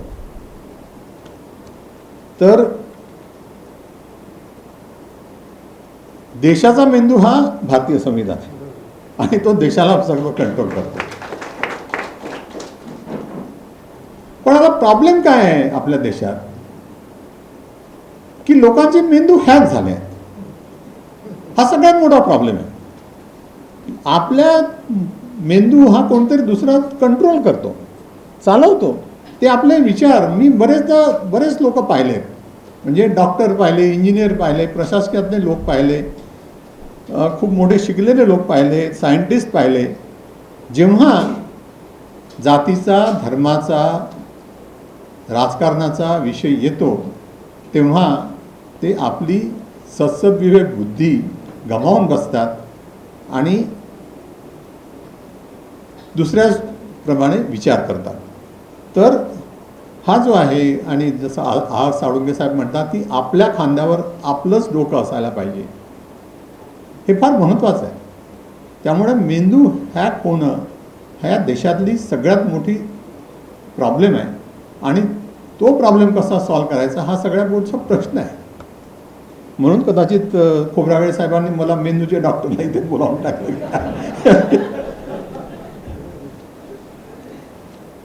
कारण माझा जरी संविधान समज नसला तरी संविधान रॅली जी निघते अण्णाभाऊ साठे चौकातून, त्या दरवर्षी मी संविधान रॅलीला हजर असतो. आणि अण्णाभाऊ साठे चौकातून निघते तर अण्णाभाऊ साठे साहेबाबद्दल एक सांगायचं की अण्णाभाऊ साठे हे फक्त 1.5 दिवस शाळेत गेले. ते शाळेत त्यांचं शालेय शिक्षण झालं नाही, 1.5 दिवसानंतर त्यांनी शाळा सोडली. परंतु ते लोकशाहीर आहेत आणि संयुक्त महाराष्ट्राच्या चळवळीमध्ये त्यांचं एवढं योगदान आहे की ते गावगाव जाऊन त्यांनी लोकांचं प्रबोधन केलं, लोकांना चेतवलं, एक क्रांती केली. तसेच आपले संभाजी भगत लोकशाहीर आहेत आणि तेही पण बऱ्याच ठिकाणी संविधानाची पाठशाळा करतात. तर आपण जे सांगतो किंवा भाषणं देतो किंवा शाळेतल्या मुलांना सांगतो ते समजण्यापेक्षा पथनाट्य, हे शाहीर, लोकशाहिरांच्या गीतातून किंवा ह्याच्यातून जर संविधानाबद्दल माहिती पोहोचवण्यात आली शाळामध्ये तर आणखीच जास्त चांगलं होईल असं मला वाटतं. दुसरं, शाळेतल्या मुलांना आपण डिबेट कॉम्पिटिशन, इलॉक्युशन कॉम्पिटिशन ह्या देऊन म्हणजे मुलं वाचतील, मग अभ्यास करतील.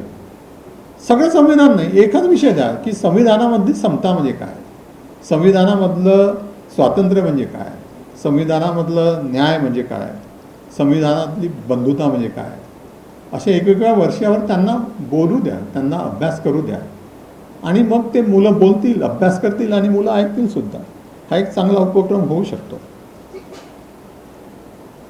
आणि संविधानाचं सगळ्यात मोठं इम्पॉर्टंट असं आहे की संविधानामध्ये एक आपल्याला वैज्ञानिक दृष्टिकोन मिळतो आणि हा वैज्ञानिक दृष्टिकोन या भारतातल्या लोकांना देण्याचं काम हे भारतीय संविधानाने केलं आहे आणि त्यामुळे हा वैज्ञानिक दृष्टिकोन डेव्हलप होणं फार आवश्यक आहे. मागच्या आठवड्यामध्ये माझ्याकडे एक पेशंट आहे आणि तिच्याशी जेव्हा चर्चा केली तर ती MP मधून आली होती, शिकलेली होती, म्हणजे अशी अडाणी नव्हती आणि तिच्यावर टेन्शन होतं. म्हटलं कशाचं टेन्शन आहे, ते म्हणे आहे टेन्शन. म्हटलं सांगा ना, आपण सॉल्व करू, कशाचं टेन्शन आहे. तर महामुनी साहेब तिने सांगितलं काय की आपली पृथ्वी ही, हमने सुना है कि ये जो पृथ्वी है वो शेषनाग के ऊपर है सर पे, और वो समझो शेषनाग हिल गया तो पृथ्वी नीचे गिर जाएगी, इसका मुझे टेंशन है. तो मी तिला समजवण्याचा प्रयत्न केला की पृथ्वी कहीं शेषनाग के ऊपर नहीं है, वो पृथ्वी सन के आजू बाजू घूमते रहती है और पृथ्वी स्टैटिक भी नहीं है। तिला हे सांगितलं की कल्पना चावला जब गई थी बाहर से पृथ्वी के बाहर तो उसने देखा कि कोई शेषनाग नहीं है। तर हे समजावून सांगितलं की तिला थोडं पटलं, पण तरी तिचं टेन्शन त्याबद्दल होतंच। तर लोकांचं जे अज्ञान आहे, आम्हाला जसं इपिलेप्सी आमचा जो प्रॉब्लेम असतो किंवा मेंदूचे बरेच लोक असतात त्याबद्दल लोकांचं अज्ञान आहे, आम्ही त्यांना समजावून सांगतो। तरी 80% असं लोकांना वाटतं की मिरगी हा मेंदूचा रोग नाही आहे, हे देवदूत किंवा देवी कोपलीत, बाबा अमुक कोपलेत, याच्यामुळे काहीतरी जादूटोणा झाला म्हणून मिरगीचे अटॅक येतात। तर असं अज्ञान संविधानाबाबत जनमानसात आहे आणि ते करणं, दूर करणं मला वाटते त्याची फार आवश्यकता आहे। काही काही वेळेला अनवधानाने काही चुका होतात।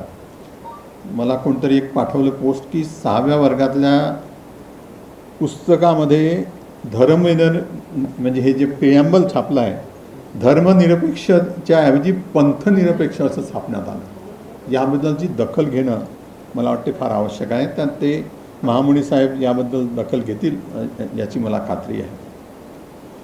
आणि जेव्हा आपण संविधानाबद्दल विचार करतो तेव्हा बाबासाहेब आंबेडकरांचे 2 भाषणं, एक 17 डिसेंबर 1946चं भाषण, जेव्हा संविधान सभेचं गठन झालं आणि राजेंद्र प्रसाद साहेबांनी जे होते त्याचे अध्यक्ष, त्यांनी बाबासाहेबांना सांगितलं, म्हणजे इनफॅक्ट त्यांचं भाषण 18 डिसेंबरला होणार होतं, पण त्यांनी पहिलं भाषण करायला बाबासाहेब आंबेडकरांना सांगितलं आणि ते जे भाषण केलं ते भाषण आणि 25 नोव्हेंबर 1949ला जेव्हा संविधान पूर्ण झालं ते अर्पण करताना दिलेलं भाषण जे आज खोब्रागडे साहेबांनी आपल्या पुस्तकामध्ये टाकलेलं आहे।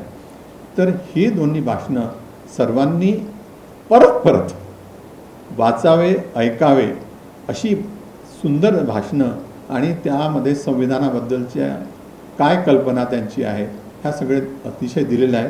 आणि बाबासाहेबांनी तेव्हा शंका पण व्यक्त केली की संविधानाच्या बाबतीत की आपल्या देशामध्ये लोकशाही टिकेल का, ही शंका तेव्हा बाबासाहेबांनी 1949मध्ये बोलून दाखवली।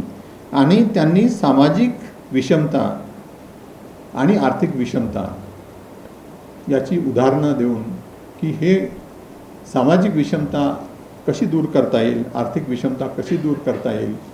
आता आर्थिक विषमता दूर करायचं दूर राहून या देशातले गरीब लोक हे दिवसेंदिवस जास्त गरीब होत आहेत आणि मुठभर श्रीमंत लोक हे जास्तीत जास्त श्रीमंत होत आहेत आणि ही दरी ही आहे वाढत आहे आर्थिक विषमतेची। हा अतिशय चिंतेचा विषय आहे। तर तेव्हा बाबासाहेब आंबेडकरांनी सांगितलं की सामाजिक लोकशाही ही राजकीय लोकशाहीचा आधार आहे, आधारस्तंभ, आणि ते फार महत्त्वाचं आहे।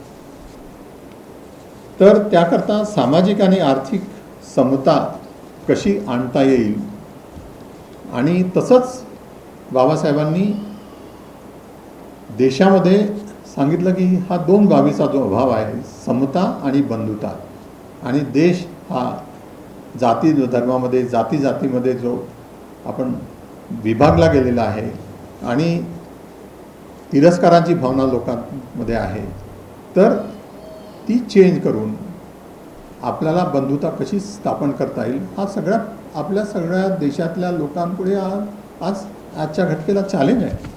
आणि त्या दृष्टीनं म्हणून संविधान हे नुसतं घरघर पोहोचवणं महत्त्वाचं नाही आहे, पण ते लोकांना समजणं आणि ते आचरणात आणणं हे अतिशय महत्त्वाचं आहे असं मला या प्रसंगी सांगावंसं वाटतं। तर मला वाटते हा संविधानाचा जो जनजागृतीचा हा जो प्रकल्प आहे तो आणखी तेजानं, आणखी जास्त ताकदीनं, आणखी व्यापक प्रमाणात आपण कसा लोकांपर्यंत नेऊ शकतो आणि त्या संविधानाबद्दल कारण ह्या संविधानाच्या जनजागृतीतून आपल्याला देश बांधणीचं काम करायचं आहे. तर देश बांधणीकरता संविधान लोकांपर्यंत नेणं आवश्यक आहे. त्याशिवाय आपण विश्वगुरु किंवा जगाचं जे जगामधली ताकद ती होऊ शकत नाही. ते जोपर्यंत संविधान आणि या देशातले लोक त्याचं फॉलो करतील तेव्हा देश आपला जागतिक खरा ताकदवर होईल. त्यामुळे मला या कार्यक्रमाबद्दल मध्ये बोलावलं आणि आपण सर्वांनी माझे 2 शब्द ऐकून घेतले, याबद्दल मी आपला सर्वांचा आभारी आहे. धन्यवाद.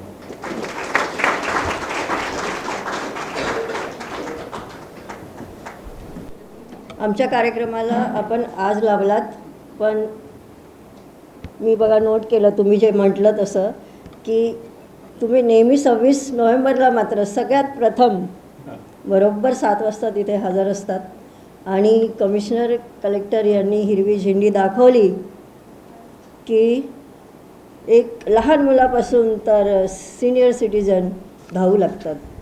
हे संविधानाची ताकद 26 नोव्हेंबरला आपल्याला तिथे दिसून येते. वैज्ञानिक दृष्टिकोन डेव्हलप करायला पाहिजे, तेव्हाच राष्ट्र निर्माण होईल. सर, आपण फार सुंदर रीतीने आम्हाला मार्गदर्शन केलं. जनगण मन अधिनायक जय हे भारत भाग्य विधाता. पंजाब सिंध गुजरात मराठा द्राविड उत्कल वंग विंध्य हिमाचल यमुना गंगा उच्चल जलधि तरंग. तव शुभ नामे जागे तव शुभ आशीष मागे गाये तव जय गाथा. जनगण मंगलदायक जय हे भारत भाग्य विधाता. जय हे जय हे जय हे.